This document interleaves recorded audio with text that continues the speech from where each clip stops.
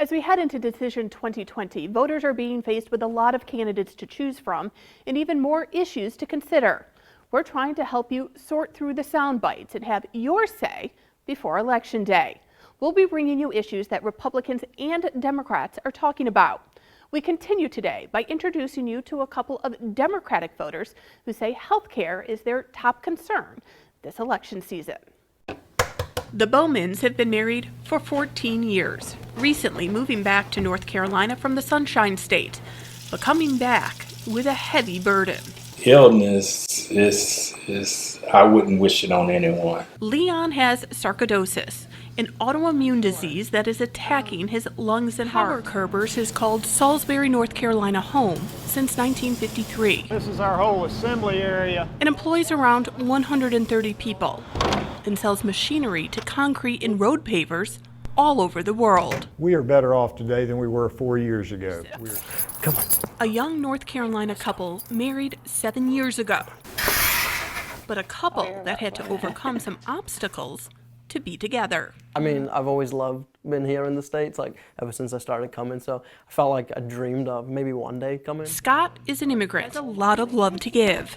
The plump duck jumps. But they also have a lot of needs to help their unique family. So we have 4 kids, all adopted. My oldest has severe special needs, and my other 2 that are younger both have some occupational therapy and some, developmental delays. And then my 15-year-old has some emotional things that she needs some support with too, all from adoption and different things that have happened in their lives prior to us. And that is really why we're heavily, accessing Medicaid services. Do y'all see any of the candidates kind of get you excited where you want to go out and vote? This classroom at North Carolina Central University is typical to what you would see at any campus in the country. Are y'all going to watch the upcoming debates? Small talk that turns to politics, that turns to questions about who is speaking to the issues of young voters. For me, I got a few candidates I'm paying attention to Bernie Sanders, I'm paying attention to Joe Biden, Elizabeth Warren, and I want to know more about Pete Buttigieg. Meet Demetrius Cox, an NCCU student with plans to go to law school after he graduates. He says, sure, he has concerns like most voters, things like wondering how health care will be dealt with. So when I talk about health care and expansion of health care, it's like, okay, what does that look like and how is that going to make an effect, not just on my lives, but the lives of others? But he says when it comes to younger voters, that issue of how to pay for higher education is frequently at the top of the list. Definitely. It's very challenging because as a young person, you really don't know what it's like outside of college. And so you question whether or not are you making the right decisions, are you making the right choices? At the same time, too, how are you going to be able to find a job? How are you going to be able to make a living? Where are you going to stay at? Because when we're here, everything is really taken care of. But when you step outside of here, it's not. So you have to figure out how all those things are going to work for you. Democrats vying for the nomination for president have all laid out plans when it comes to higher education. Bernie Sanders guaranteeing tuition and debt-free college under his administration, as well as canceling student loan debt for around 45 million Americans.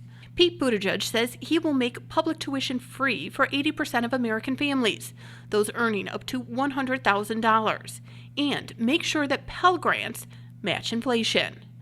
Joe Biden says he would invest more in community colleges and help to build reliable pathways for middle-class families wanting their child to go to college.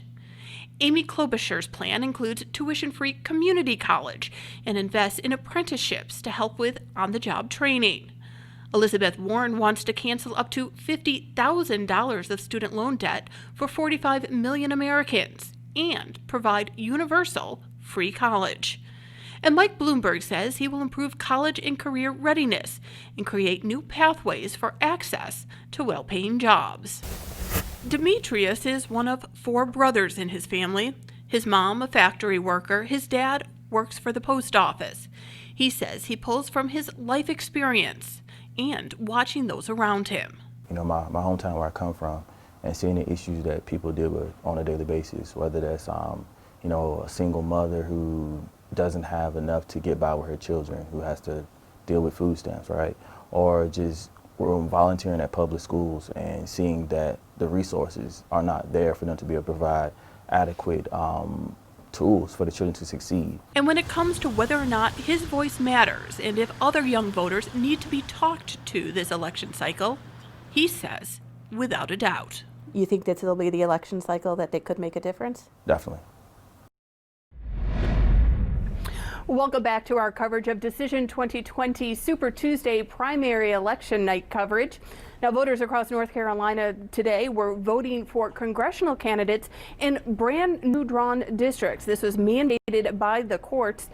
Two of these districts in particular we are paying close attention to. That's District 2, which includes the city of Raleigh, and District 6, which includes parts of Greensboro and Winston-Salem. Currently, both of these seats are held by Republicans, but the seats as they were redrawn now lean heavily Democratic.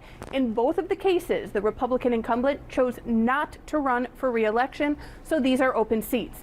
Let's start with the District 2 Democratic primary race. Right now, we have Deborah Ross in the lead with 70% of the votes at the moment. She's followed by Monica Johnson Hostler.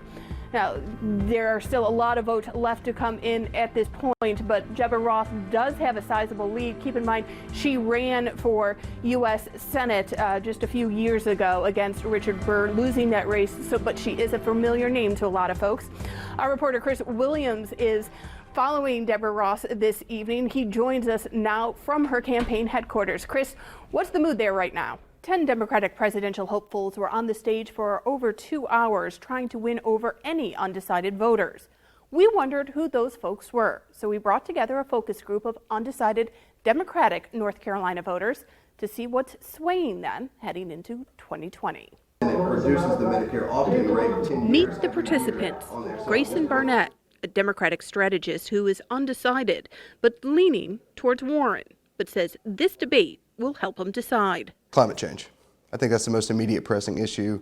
I think the United States has to be the world leader on that, and I think that's really important to the communities of North Carolina as well. Nita Alam, the third vice chair in the state Democratic Party, who is undecided in this race.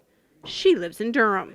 I think for me, knowing the values that I carry and the issues that are really close to me, it's becoming easier to start narrowing it as these debates happen, as there are conversations outside of the debates, to really see who is carrying forward policies that really matter to me. Bill Futterer, he's a sports and entertainment executive who is leaning towards Biden in this primary field. He lives in Rockingham. Well, as a marketer, I look at objectives first, and the objective right now has to be to win back the White House. It's just too critical. We can't afford to take chances. And Catherine Leak, a freelance political consultant who is undecided in this field of candidates. She's from Wilson. I believe there are only 4 that are speaking to me, and they are a part of my top 5. It didn't take long into the debate for our group of voters to start their own discussion about the candidates on stage. I keep worrying that Joe is going to have a Howard Dean or Edmund Muskie moment and burn up. While they all came in with their favorites, they also came in with open minds. For this group, many were impressed with some moments from Senator Amy Klobuchar. Joe was like, dang it, I was about to mention That was a strong response. That was good. That was very strong authentic from her too. And some questions about other candidates. You can tell she's always looking for an argument and wanting to pick fights with certain people. The debate was wide-ranging on stage, from impeachment to health care to voter suppression. The conversation at our studio was also wide-ranging. Not anybody that would overtake my top, but I do think that Klobuchar is giving more specific details and actually talking a little bit more about progressive policy and how and her takes on it. And I'm actually going to give her a little bit more credit than I thought I was going to tonight. Interestingly, what I've heard here has been more influential to me than what I've heard there, because I'm hearing wise young people talk about progressive politics in a way that unfortunately doesn't make it on television very often, and not one of them has said, "Okay, boomer," to me.